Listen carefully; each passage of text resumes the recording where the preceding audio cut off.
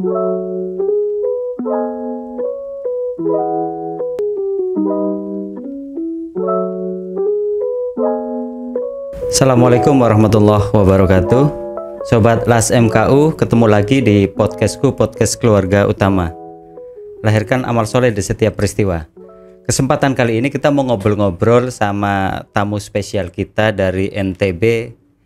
Saya biasa manggilnya Mas Rai. Assalamualaikum Mas Rai. Waalaikumsalam Pak Arif. Iya, sehat hari ini Mas? Alhamdulillah Pak. Wah, Sehat. Masya Allah. Ini pas kebetulan lagi di Jogja Mas Rai ya? Lagi di Jogja, ada undangan LAS MKU kan. Oh gitu ya, luar biasa. Perjalanan lancar dari NTB ke Jogja Mas? Ya Alhamdulillah Pak. Kebetulan sekarang kan udara, laut sudah terbuka Sudah lebar kebuka kan. ya? Untuk Udah nggak perlu pakai masker juga ya? Aman ya. Aman ya. Oke, Mas Rai, biar teman-teman sobat LAS MKU tahu banyak nih. Siap. Boleh kenalan Mas Rai, ceritain perjalanan Mas Rai, kemudian join ke LAS MKU. Mungkin sekilas juga profilnya Mas Rai ya, biar teman-teman sobat LAS MKU pada kenal nih Mas. Siap. Baik, bismillahirrahmanirrahim. Assalamualaikum warahmatullahi wabarakatuh. Waalaikumsalam. Terima kasih ya sekali lagi undangan yang luar biasa bagi saya dari Pak Arif dan tim podcast ya LAS MKU ya. Ini kebetulan momentum yang sangat berharga bagi saya juga. Saya juga bisa bercerita ya tentang bagaimana sih BMT ya secara umum di Sumbawa, secara khusus mungkin ya, dan umum di NTB mungkin ya. Karena ini momentum menarik bagi kita bisa bercerita, sharing dengan teman-teman semua. Ya, intinya sih Pak, kalau kita berbicara tentang sejarah kami sendiri dari BMT Insan Samawa ini, kami ini memang didirikan oleh beberapa teman-teman ex perbankan syariah. Ya, termasuk saya juga di salah satu bank syariah ya di NTB. Saya dari 2009 sudah bergelut di dunia lembaga ekonomi syariah, perbankan syariah. Kemudian kita ya berjibaku lah ya dengan kehidupan kita di perbankan syariah dan sebagainya. Nah ini di 2014-2015 memang saya sudah ada keinginan saat itu untuk mengundurkan diri waktu itu Pak. Karena memang bagaimanapun Pak, bank ini kan memang legalnya itu terbatas lingkupnya ya. Karena kalau dari OJK itu memang dibatasi ruang usahanya, hanya berbentuk simpan pinjam dan jasa keuangan ya. Nah, jadi bagaimanapun kalau praktek ekonomi syariah mau kita berlakukan secara kafah, kalau perintah Al-Baqarah itu kan agak berat menurut saya. Dan ini kita rasakan Pak. Semakin dulu saya sering di training juga waktu masih di bank syariah itu. Ada banyak hal yang saya pikir sentuhan kalau kita bicara maqasid syariah itu belum bisa secara totally ya di bank syariah itu. Berarti sekarang Mas Rai di BMT Insan Samawa. Atau karena kita di LAS MKU join jadi ULAS MKU Insan Samawa. Yes. Lombok ya apa? Sumbawa. Ya. Oke. Terus cerita munculnya BMT Insan Samawa gimana Mas ceritanya? Jadi seperti itu tadi mungkin di awal tadi saya sempat sampaikan bahwa ada beberapa sih teman-teman yang agak gelisah ya dengan bagaimana sih mempraktekkan ekonomi syariah secara kafah tadi Pak ya. Jadi saya beberapa dengan teman-teman bank syariah juga saat itu termasuk dengan lintas bank syariah. Saya nggak perlu menyebut namanya gitu kan.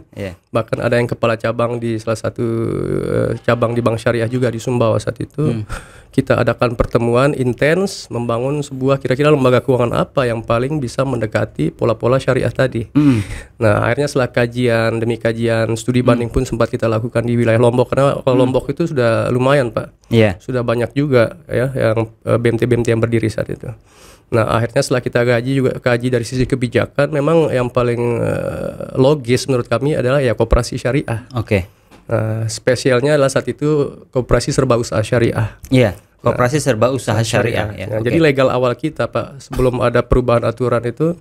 Karena kalau sekarang kalau kita cari di di OSS atau apalah di Kemenkumham itu sudah nggak ada. Yang ada sekarang koperasi serba usaha KSPPS, koperasi produsen, koperasi konsumen kan, koperasi jasa. Nah, kalau dulu masih ada KSU Pak. Nah, alhamdulillah dengan KSU itu kita akhirnya setelah sepakat 2015 saya dengan beberapa teman-teman 20 orang yang menginisiasi waktu itu, termasuk teman-teman akademisi juga, kita dirikanlah ya KSU Syariah BMT Insan Samawa di 2015. Saat itu ide cikal bakal awalnya.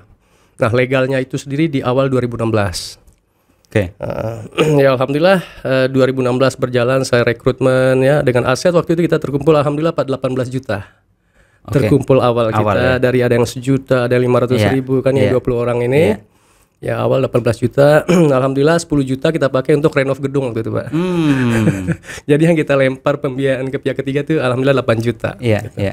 Ya sering berjalan waktu Pak, ya karena mungkin basic kami juga, saya juga mendalami dulu di kehumasan ya, manajemen humas ya. Jadi saya berpikir bagaimana sih cara meningkatkan kepercayaan publik ya, terhadap lembaga, mau nggak mau sistem manajemen kehumasan ya. Kita bangun jejaringan komunitas ya. Saya harus masuk ke beberapa organisasi yang saya pikir kita punya jaringan stakeholder yang punya satu visi dan misi begitu.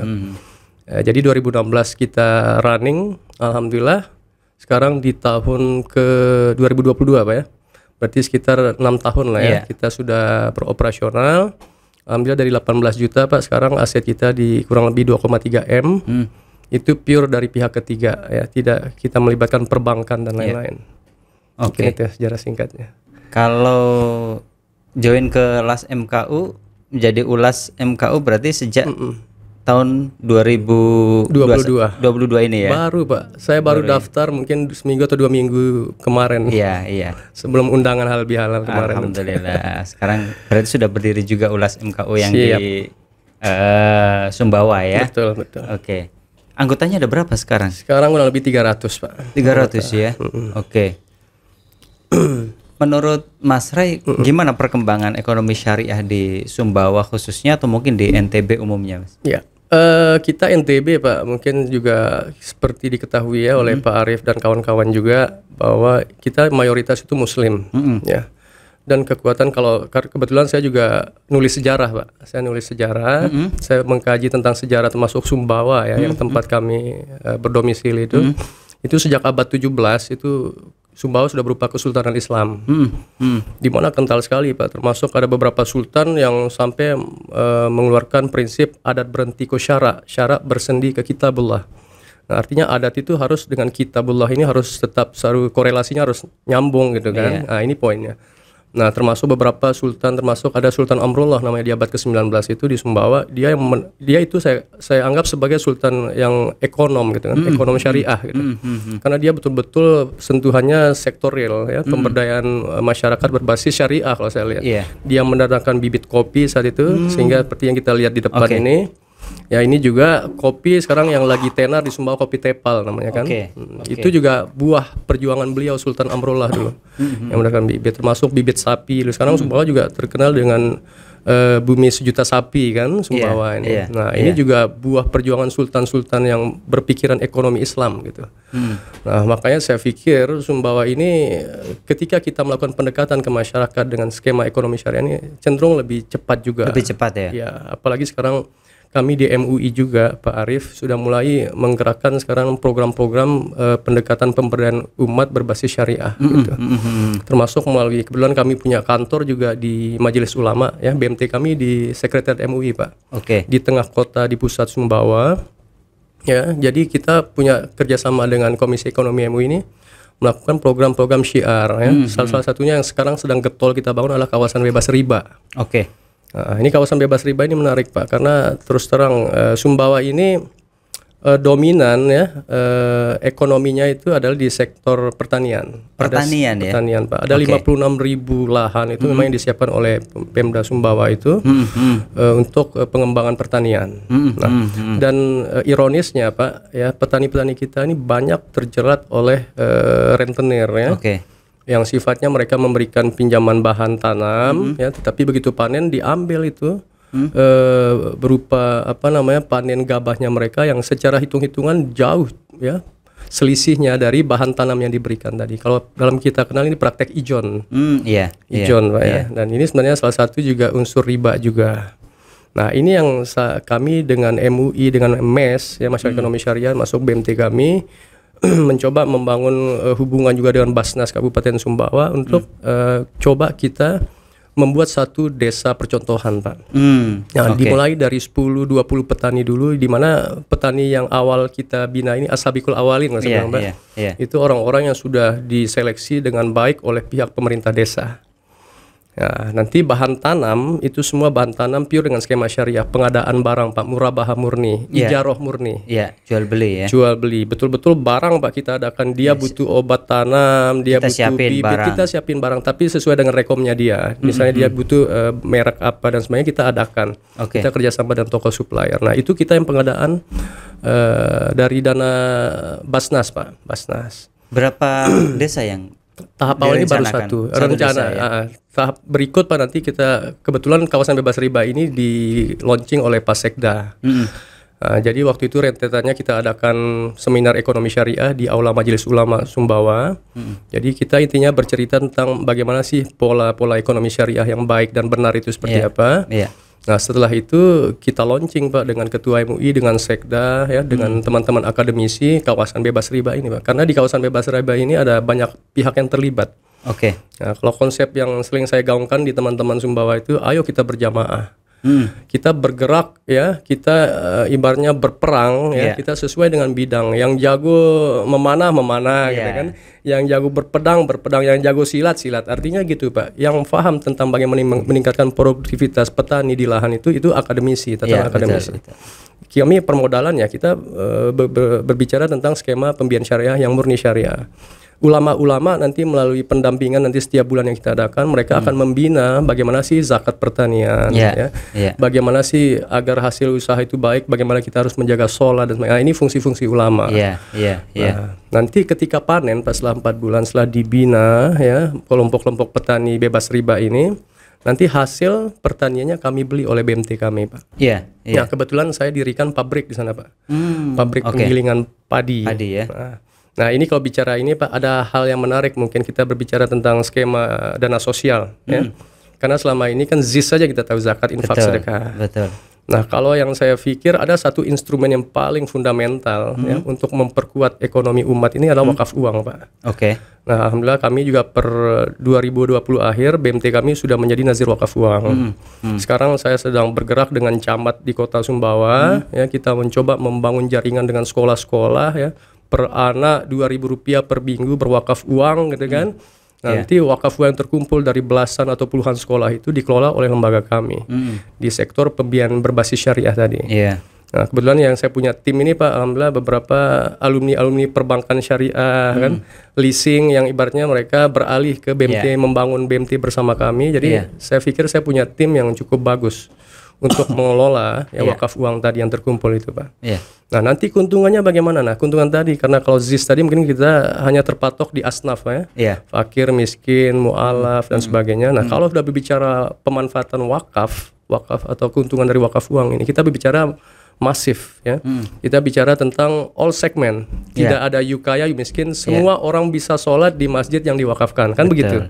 Begitu pula dengan keuntungan wakaf uang yang saya pikirkan tadi, bahwa ketika kita mendirikan kawasan bebas riba, itu pabrik itu bisa dibiayai dari keuntungan wakaf uang. Jadi skimnya adalah saya cash bondkan dulu, saya pakaikan dana tamwil, ya, untuk membangun pabrik. Nanti pencicilannya, karena ini kan bisnis baru, Pak, yang ibaratnya kita belum kelihatan return of investmentnya dan sebagainya. Itu butuh pengkajian lebih dalam. Tapi masyarakat butuh solusi cepat. Betul. Nah, sehingga kita dirikanlah pabrik itu dengan asumsi tadi, ya, nanti menutup kas tamwil kita tadi itu dengan keuntungan wakaf uang tadi. Iya, iya. Ya, karena skemanya ini membangun peradaban, Pak, membangun peradaban ekonomi Islam. Jadi kita harus berpacu dengan waktu seperti itu. Iya.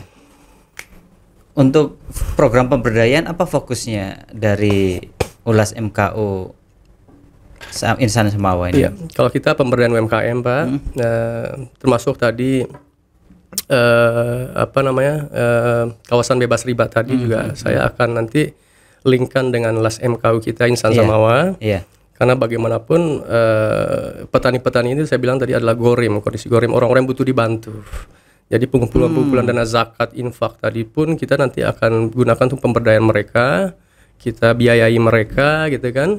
Termasuk nanti yang kita juga nggak boleh lupakan, Pak, ada di sisi hilir ini, Pak, ada fisabilillah, guru-guru Quran, ya. Karena kita juga coba linkkan kawasan bebas riba ini Pak, nanti beras zakat dari petani-petani ini Pak, nanti kita giling, semua operasional ditanggung oleh LAS MKU Insan Samawa. Iya, iya. Ya kan, dari dana zakat infak sedekah tadi. Betul. Nanti beras hasil kelolaan gilingan tadi ini kita akan antar ke guru-guru TPQ ya, ke pondok-pondok Quran, pondok-pondok Islam. Nah, ini salah satu Pak fokus yang coba kita bangun skema hulu ke hilirnya. Kita coba kawal oleh LAS MKU Insan Samawa, termasuk juga mungkin bisa dilihat di depan kita semua. Ini juga sedang kita ikhtiar Pak, dengan kita kemitraan dengan lembaga-lembaga luar dari CSR, dari ini yang kalau bisa dilihat madu ya. Ini ya Mas ya? Iya. Ini madu. Ini madu, namanya madu apa Mas? Madu Yamo. Madu Yamo. Yamo. Kenapa pakai nama Yamo? Yamo itu bahasa Sumbawa Pak, artinya siap, oke, mantap, yap gitu. Oh gitu ya? Itu Yamo tuh Pak. Jadi mau madu siap enggak? Gitu ya? Mau madu enggak? Yamo gitu. Saya mau gitu. Oh Yamo itu memang oke gitu ya. Pokoknya banyak definisi, intinya positif lah Pak. Oke. Nah ini madu, ceritanya setahun yang lalu kita sudah mulai bergerak di wilayah Lunyuk Pak. Itu kalau kecamatan Lunyuk itu perjalanan sekitar 3,5 jam dari kota Sumbawa. Itu salah satu kecamatan yang cukup luar Pak ya, di wilayah selatan Sumbawa. Di sana surplus madu Pak. Oh, surplus karena madu. Hutan-hutannya masih lebat, ya kan? Iya. Nah di sana petani-petani madu itu masih basisnya masih dia panen madu itu belum terlalu memikirkan higienisitas kan. Dia masih ngambil madu tanpa dia pikirkan lestarinya. Karena kalau konsep di madu ini adalah panen lestari Pak. Panen lestari itu dari rumah lebah itu atau sarang lebah itu akan disisakan sedikit di pohon.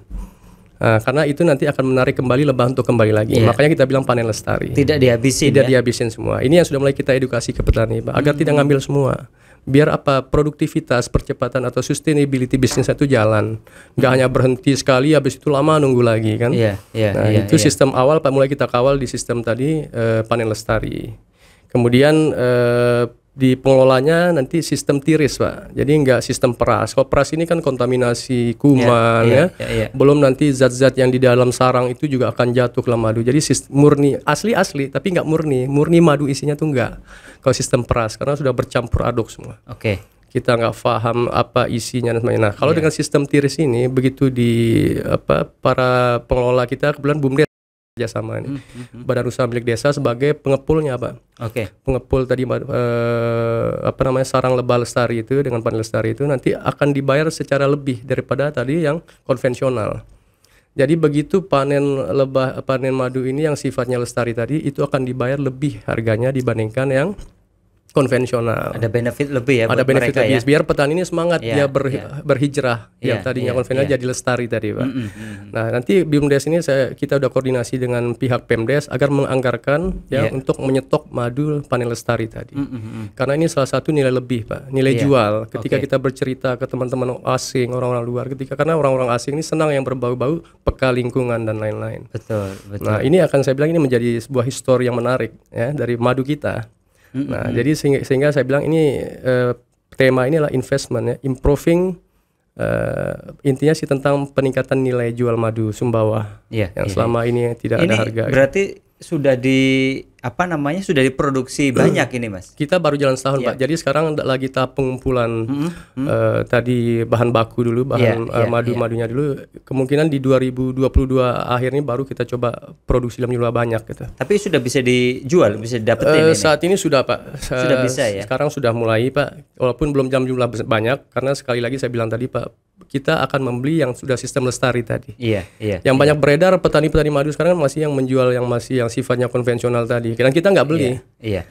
Jadi hati-hati dijual bebas atau harus pakai mekanisme khusus kalau mau beli madu Yamo ini? Ya kita nanti akan buka agensi penjualannya, termasuk BUMDesnya Lunyuknya nanti itu kita minta jadi salah satu agen. Kita juga BMT kami juga menjadi agennya juga. Nah dan kami juga Pak kebetulan saya punya BMT sekarang sudah connect ke Indomaret.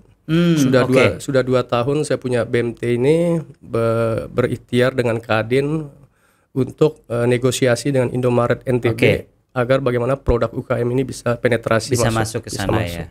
Alhamdulillah Pak, sejak 2020 ya kita sudah berhasil. Kemarin ada sekitar jajanan basah sih, ada sekitar 200 pieces per hari yang kita masukkan ke 7 outlet Indomaret di wilayah Kabupaten Sumbawa. Dan ini sudah running sampai tahun kedua dengan sistem berbagi peran, berbagi hasil, Pak.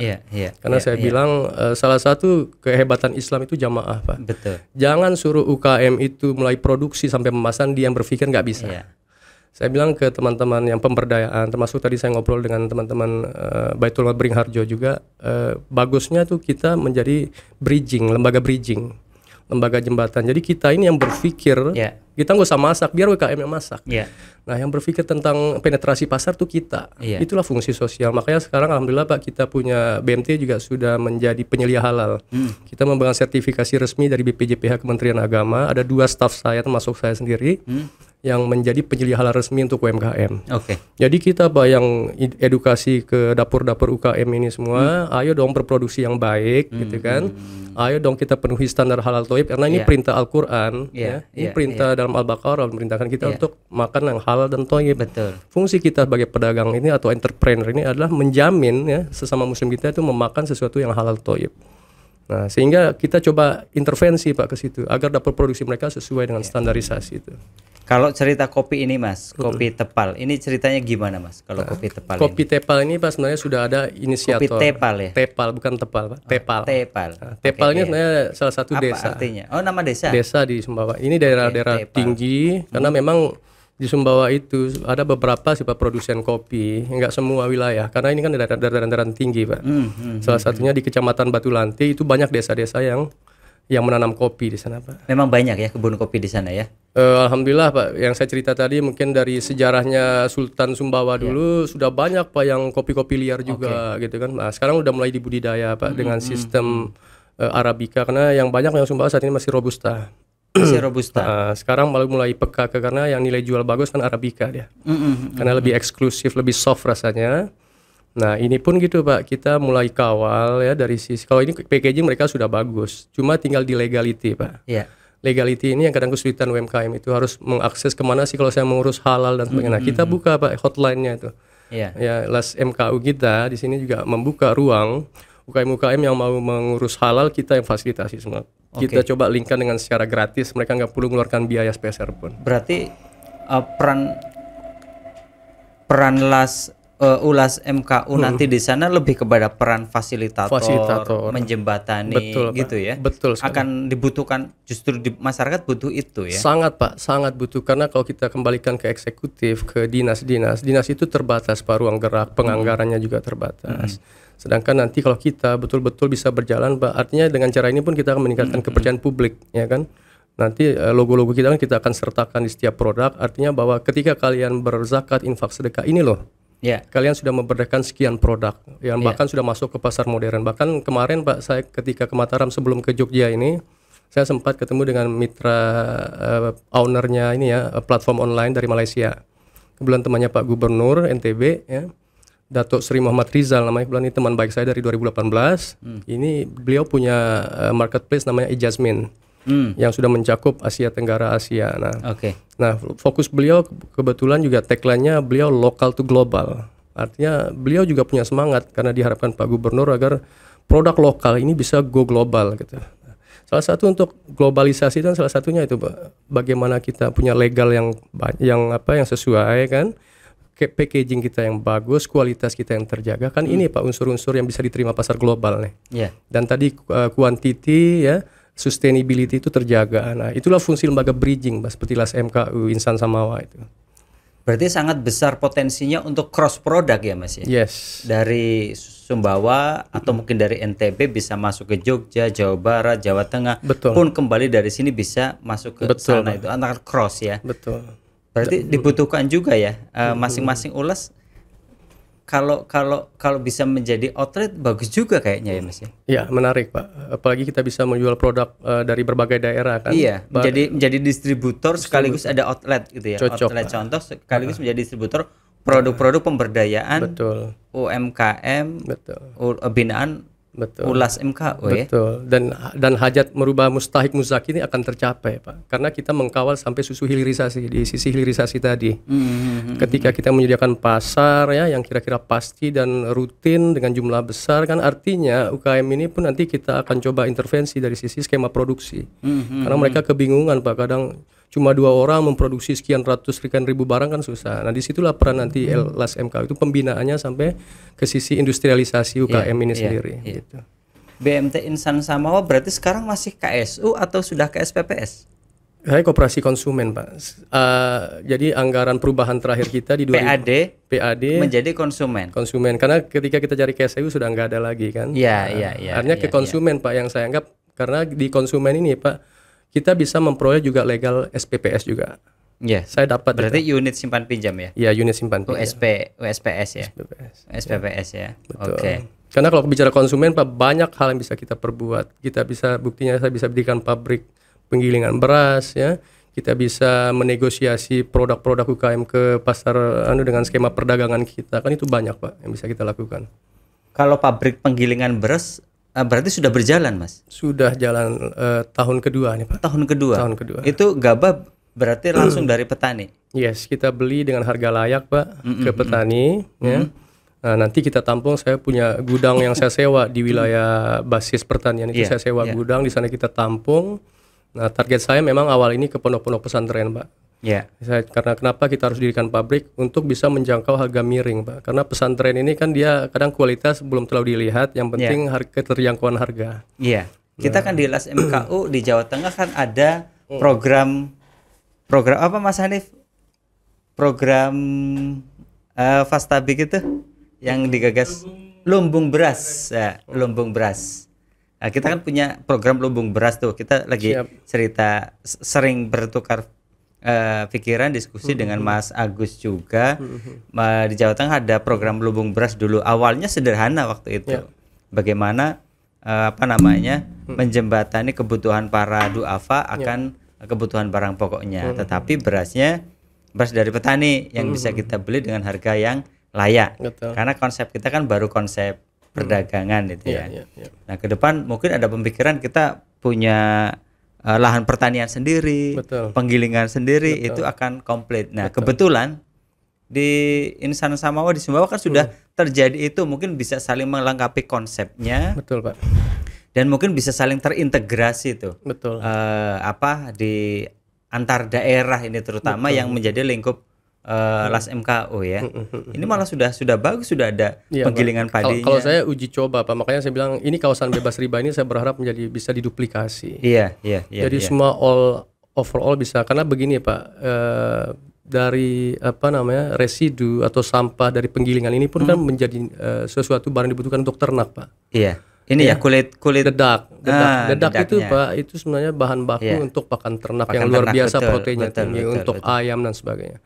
Saya pikir kenapa wajib penggilingan, saya bilang ke teman-teman saat itu, ini akan menimbulkan satu supply chain yang luar biasa untuk ekonomi Islam. Akan banyak pemberdayaan di sini. Betul.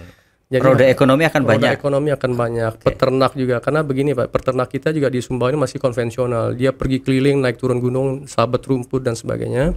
Mau sampai kapan ya? Karena anak-anak generasi setelah kita ini mereka anak generasi yang instan. Nah, bagaimana ternak kita bisa bertahan? Saya bilang analisis antropologinya ya.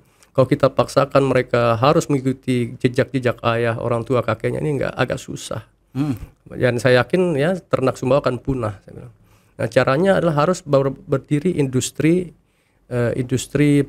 pakan ternak tadi, Pak. Nah, di Sumbawa alhamdulillah saya sudah membangun jaringan dengan salah satu farm ya, namanya Sejati Farm di Mataram ya, salah satu kawasan NTB juga.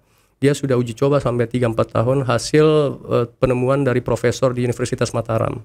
Nah, ini sedang yang kita buat jadi sebuah proyek bisnis bekerja sama dengan birokrasi dan teman-teman investor lainnya. Kita sekarang akan ada uji coba, Pak, membangun pabrik pakan secara yang walaupun belum terlalu besar kapasitas, tapi kita akan uji coba dalam waktu dekat ini. Oke. Anak-anak muda banyak nggak sih yang tertarik di pertanian, Mas, di Sumbawa?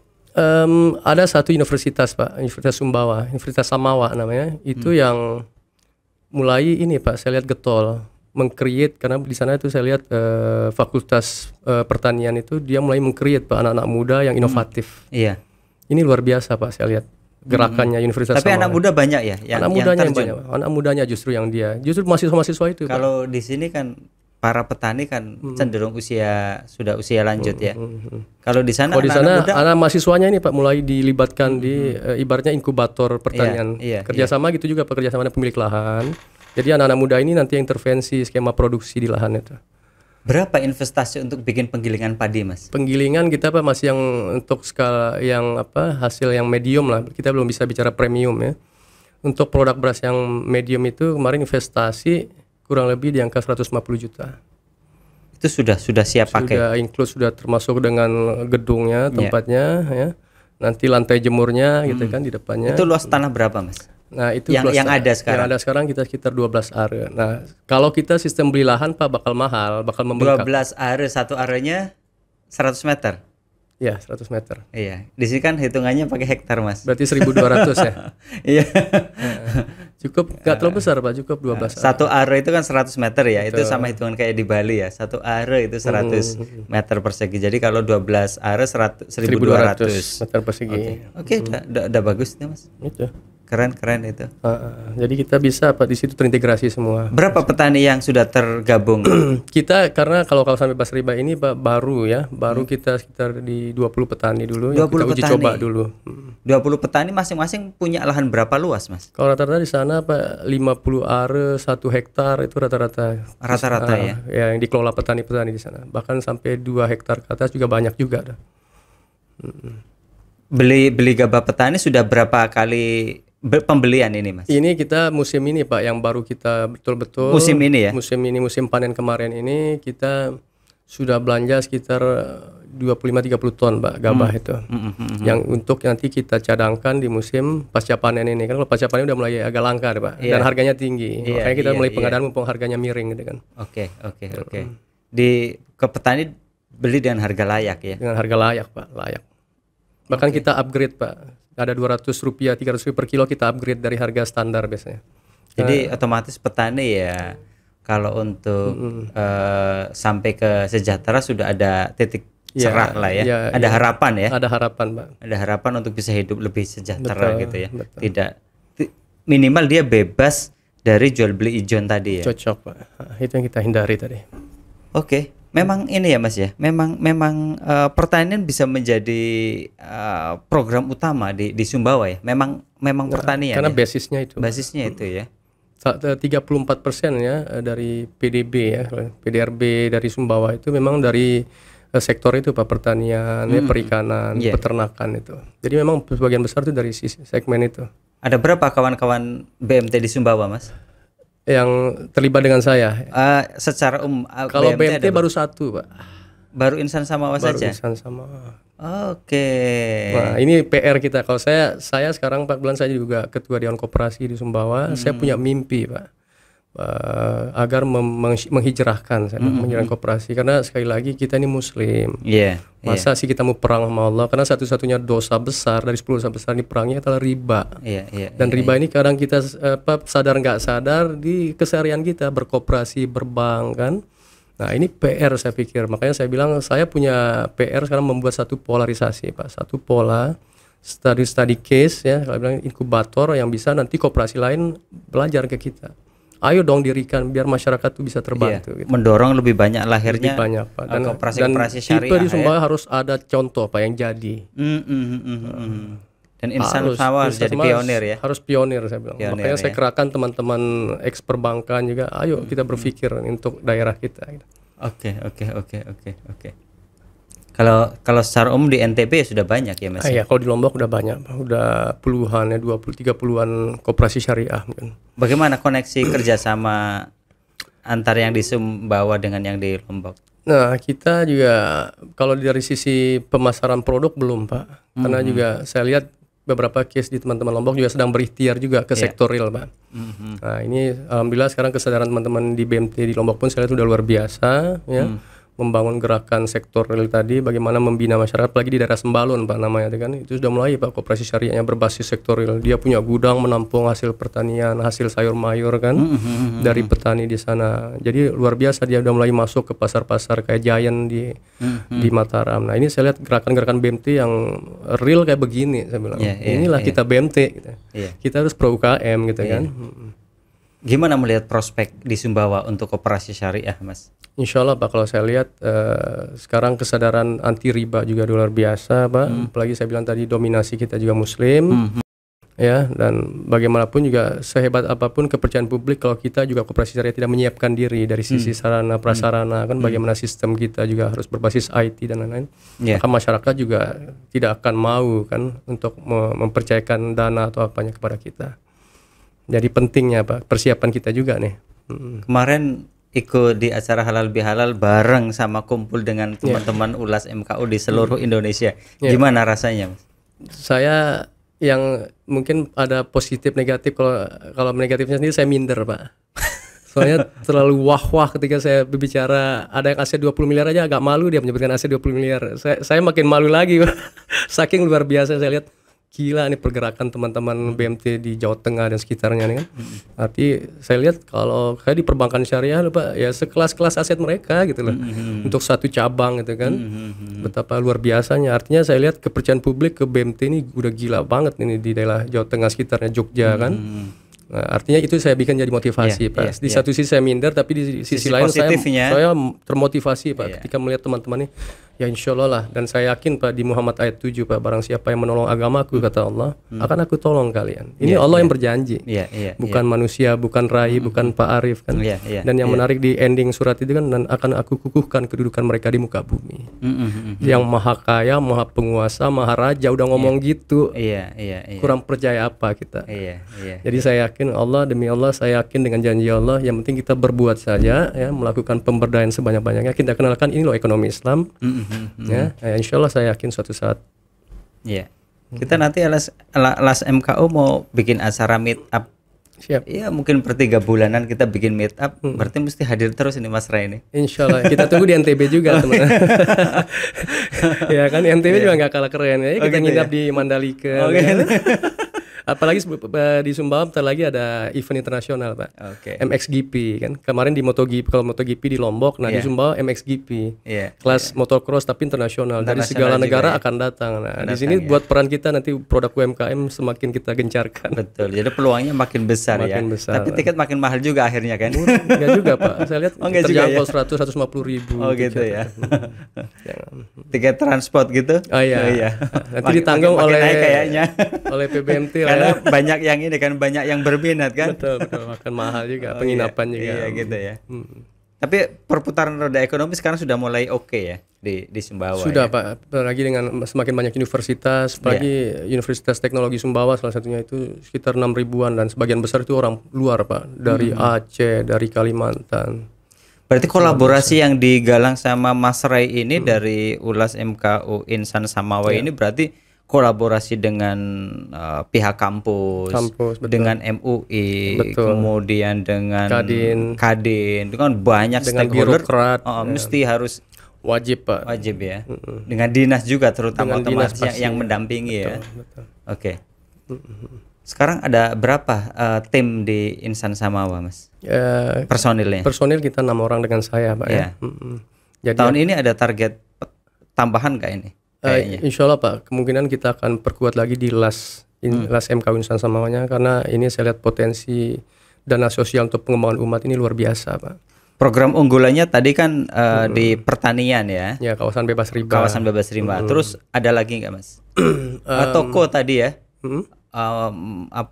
Menampung produk-produk lokal berjejaring dengan tadi dengan pasar modern. Pasar modern kan, pemberdayaan berbasis industrialisasi. Itu sudah ada berapa produk Mas?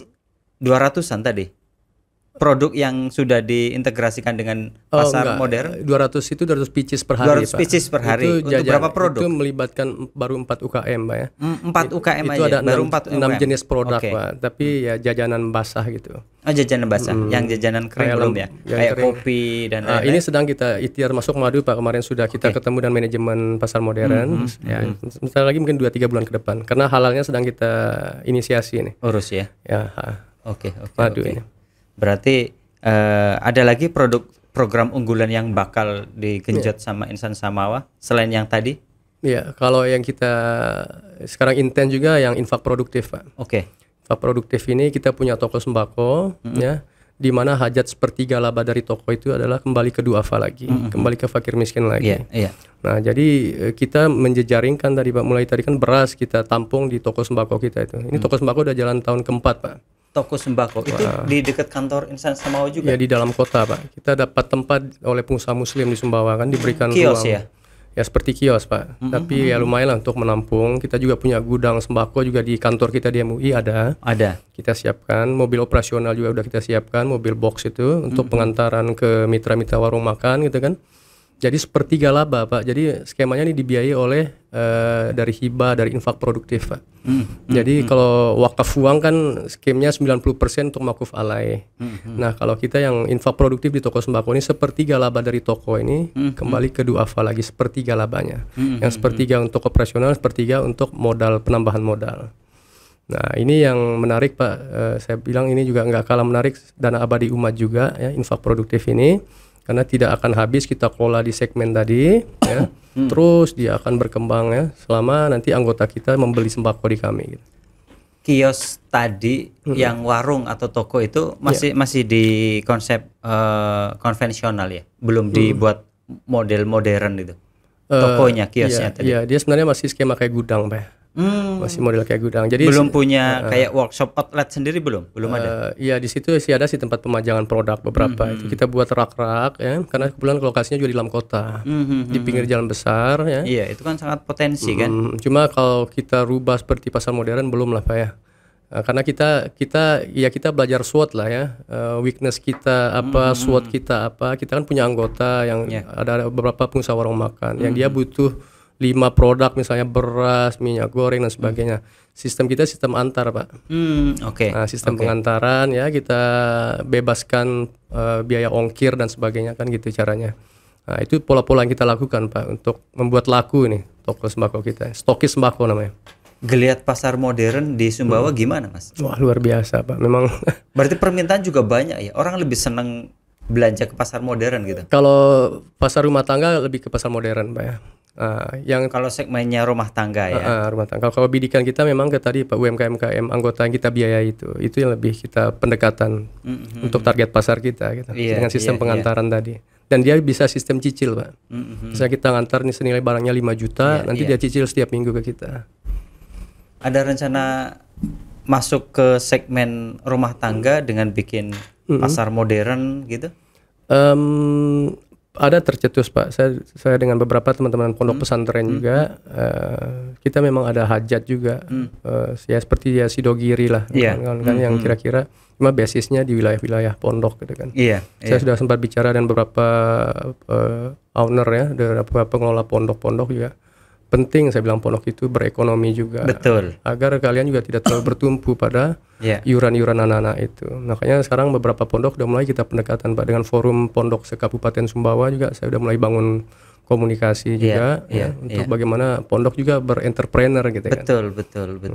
Banyak juga pondok di sana ya, Mas. Alhamdulillah ada 15-an, Pak, pondok yang bagus juga pengelolaannya.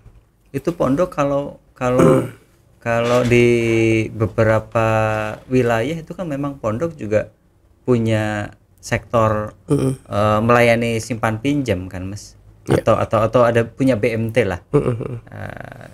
Apalagi kalau pondok kan modal sosialnya cukup kuat ya, Mas. Betul. Oke, luar biasa, Mas. Obrolan kita di podcast hari ini kita jadi tahu banyak nih tentang Sumbawa. Saya kemarin juga di acara Halal Bihalal kayaknya baru ketemu deh sama Mas Ray kita kemarin gitu kan. Saya kemarin nyari-nyari teman-teman yang dari Lombok ya, biasanya kan pada nongol, kok ada Mas Ray kayaknya baru kelihatan ya gitu kan. Kita berterima kasih nih Pak Arif Ya, juga ya oke. dengan podcast LSMK Ya, ini kita ya, bisa ya. bercerita tentang Sumbawa, artinya Betul, kan betul. bisa lebih masif lagi. Iya, nanti insya Allah teman-teman di LAS MKU yang memang kita dorong kan berjejaring antar unit layanan Betul. LAS MKU ya, Betul. antar ULAS itu berjejaring. Makanya kemarin kita launching satu produk itu kan sebagai simbol awal. Nah, ke depan ada produk-produk dari binaan ULAS MKU yang ada di daerah, itu kita berjejaring, ada penjualan cross product, Ya. kemudian ada saling mensupport satu ULAS dengan ULAS lain, bahkan jika ada kesamaan, kemiripan, itu bisa diduplikasi programnya. Betul. Nah, saya ngelihat tadi di Sumbawa yang memang basisnya pertanian, itu bisa tuh nanti bisa memperkuat program lumbung beras yang sudah ada di Jawa Tengah.